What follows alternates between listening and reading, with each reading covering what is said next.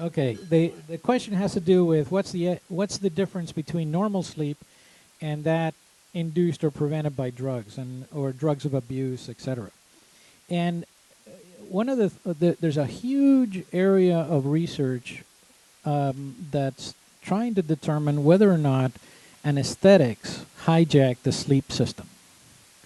And there's probably no question that the area of the brain that controls waking is downregulated with a lot of anesthetics and a lot of drugs. One of the problems with drugs of abuse is that they activate the reward pathway, which is really not related to sleep at all, but it is a reward pathway and it gets you hooked. So stimulants like amphetamine and methylphenidate actually can be pretty addictive. There's a new stimulant which is really pretty miraculous, and the way it acts, it doesn't activate this reward pathway. It actually has a different mechanism, and it's called modafinil, and is very, very effective for the treatment of narcolepsy. And so the new drugs that are coming out, or that are going to be coming out in terms of new anesthetics and new stimulants, are going to be much more specific to not having these other potential side effects of jazzing you up too much or making you too groggy. What we're hoping to develop is anesthetics that will put you down in a second and snap you back up in the next second, so that recovery time and downtime is minimized. There was a green arm. I was going to add one thing to that. Sorry. I'll get you next. Yeah.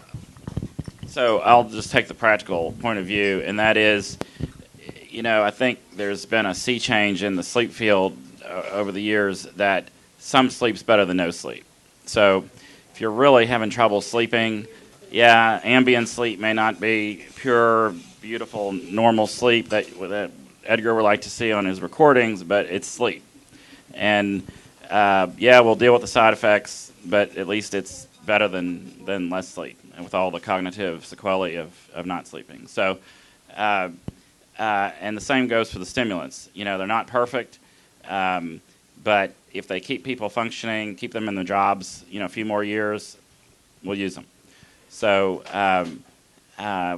the big advance, the other big advance, though, on the sleepers is that, when I started in the early 90s, we had to borrow, from anti-seizure drugs and antidepressants, which were just terrible side effects, and suppressed REM sleep and did all kind of other nasty things, and basically gave people a hangover, which they felt like, oh, that's sleep, So we've come a long way with the Ambien, Lunesta, Sonata.